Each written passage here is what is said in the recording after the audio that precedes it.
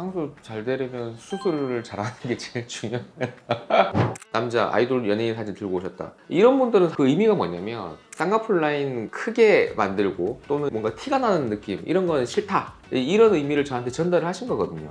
나는 이 쌍의 쌍태를 한 모습 그대로 쌍꺼풀 라인 만들어주세요. 그럼 당연히 쌍의 쌍태를 하고 오시는 게 좋죠.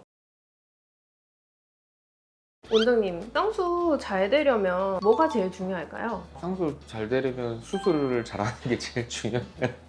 오늘 주제는 상담이니까 상담을 잘 받는 것도 굉장히 중요한 요소인 것 같습니다. 상담을 통해서 어떤 병원에서 어느 원장에게 수술을 받을지 결정을 하기 때문에 그 과정에 많은 공을 들이게 되는 거죠. 제가 평균적으로 이제 눈 상담을 하다 보면 한 10군데 정도 상담을 받으시는 것 같아요. 수술 받기 전에 이제 결정하시는 과정 자체가 워낙 길고 그 전에 정보를 많이 얻을 수가 있기 때문에 이런 유튜브나 아니면 다른 성형 카페, 성형 앱 등에 의해서 많은 정보를 가지고 상담을 받으시기 때문에 상담 과정이 굉장히 중요할 것 같습니다. 저도 유튜브를 찍기 시작하면서 저한테 상담을 받기 전에 제 유튜브를 많이 보고 오시는 분들이 계시더라고요. 그래서 제가 상담 전에 팁을 말씀을 드리면 상담 받는데 도움이 되지 않을까 해서 촬영을 하게 되었습니다. 오늘은 쌍수 전에 상담을 할 때 도움이 되는 팁을 이제 여러 가지를 말씀을 드리겠습니다.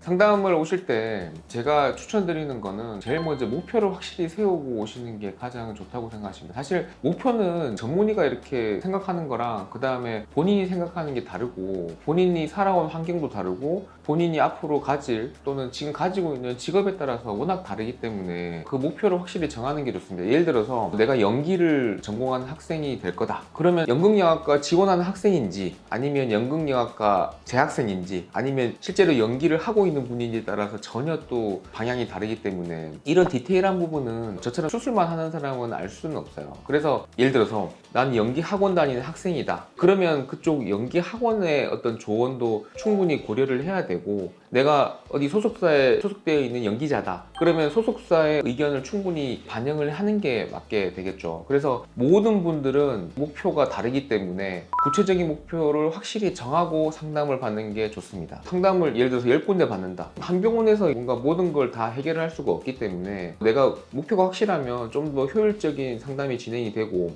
예를 들어서 이런 거죠. 상담을 하는데 꼬막눈이다. 눈지방이 많다. 그래서 절기 얘기를 했는데 이분은 이제 절개를 하면 안 되는 분이야, 직업상. 그러면 비절개로 다시 얘기를 시작을 해야 되는 경우가 많고, 그래서 본인의 어떤 성향과 직업과 환경과 살아온 어떤 궤적 뭐 이런 걸 여러 가지로 종합을 해서 내가 원하는 목표를 확실히 설정을 하고 상담을 받으시는 게 좋습니다. 그러면 자기가 원하는 분위기의 연예인 사진을 여러 장을 들고 가는 게 좋나요?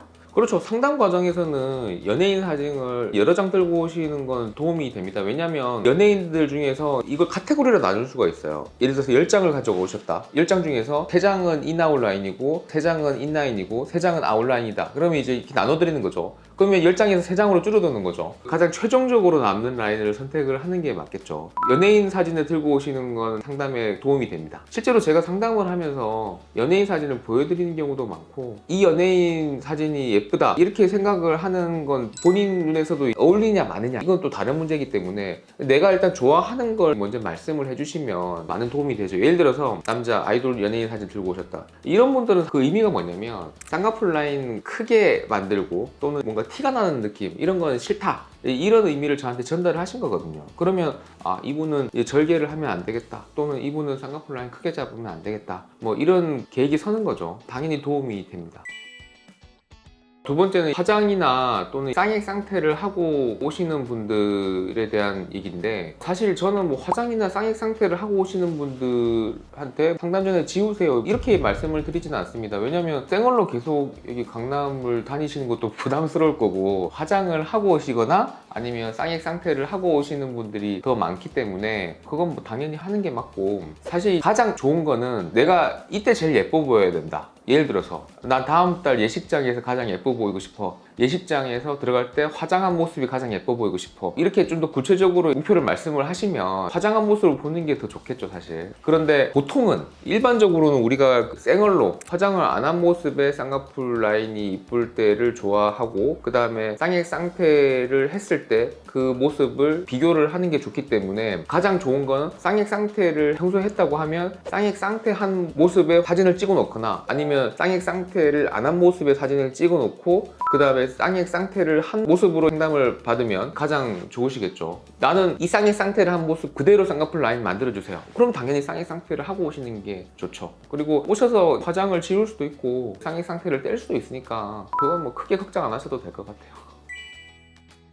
세 번째, 수술 기록에 대한 문제인데 성형에 대한 소개를 하는 유튜버였나? 우연히 그 유튜버가 얘기한 걸 들어보니까 내용이 이런 거였어요. 그러니까 성형 수술한 기록을 모두 공개하지 말라. 재수술일수록 수술비가 비싸지니까 그걸 공개하지 말라. 이제 이렇게 그 얘기를 하더라고요. 일반인 입장에서는 그렇게 얘기를 할 수가 있는데 솔직히 제 경험상으로는 예를 들어서 눈만 보면 수술을 해보면 다 알아요. 예를 들어서 나는 수술을 한 번밖에 안 했다. 그랬는데 이상하다? 뭐 이러면 나중에 물어보는 경우가 많고 실제로 어제도 그랬어요. 어제도 눈은 아니고 가슴 수술을 했는데 일본 분이었는데 일본에서는 가슴에 지방 이식을 되게 많이 하거든요. 근데 지방 이식 했다는 얘기를 안 하신 거죠.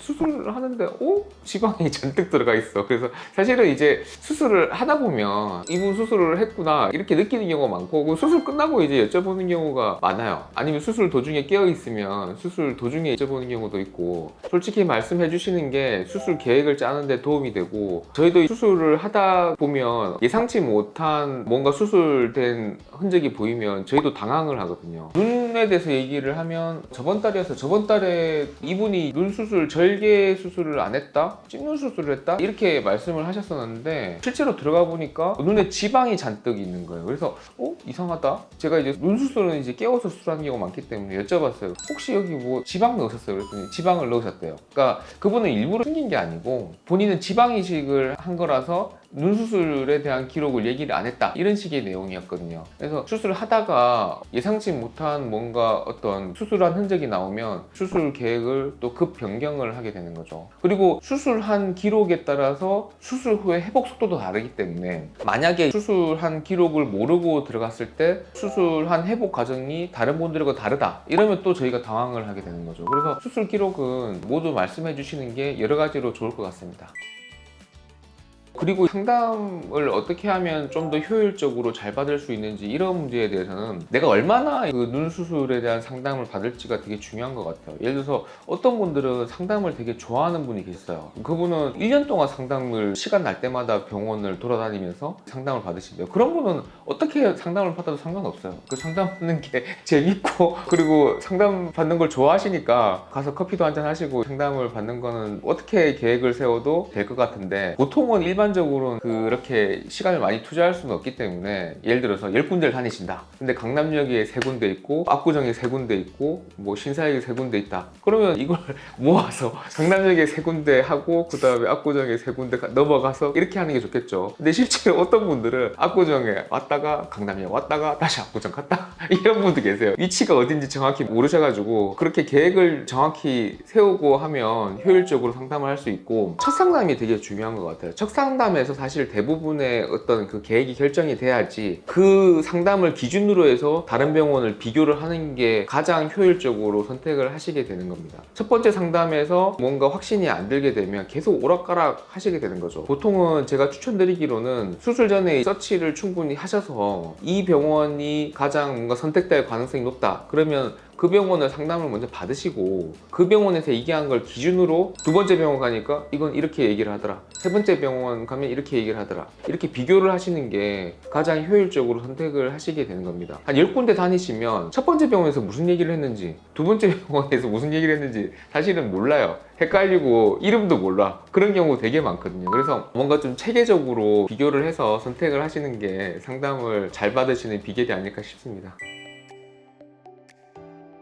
요즘 상담은 한 10년 전하고 상담은 되게 다른 것 같아요. 상담 전에 많은 정보를 가지고 오시는 분들이 더 많기 때문에 그러니까 사실 10년 전에는 안 그래서 10년 전에는 아무것도 모르고 절개가 뭔지 비절개가 뭔지 뭐 이것도 모르고 오시는 분들이 많았고 지금은 사실 다 알고 오시잖아요. 대부분 알고 오시고 결국 마지막 선택 과정에서 어떻게 보면 투어를 다닌다는 표현을 쓰는데 결국 핵심은 본인이 구체적으로 원하는 목표가 뭔지를 알고 계셔야지 그런 상담이 도움이 된다는 거죠. 처음부터 처음부터 저희가 목표를 잡아드리기는 너무 힘들거든요. 왜냐하면 본인의 어떤 성향을 저희가 파악을 할 수가 없기 때문에 짧은 시간에 뭔가 파악을 하기는 힘들어요. 그래서 본인이 목표를 설정을 하고 이걸 어떻게 효율적으로 할지, 그건 계획을 잘 짜서 상담을 다니시면 수술 받으시는 분도 단기간에 많은 비용을 안 들이고 상담을 받을 수 있고, 요즘은 상담비를 받는 병원이 아마 많으실 겁니다. 그래서 상담을 좀 더 효율적으로 구체적으로 하셔야지 수술도 잘 될 거고 수술 후에 만족도가 높게 될 것입니다.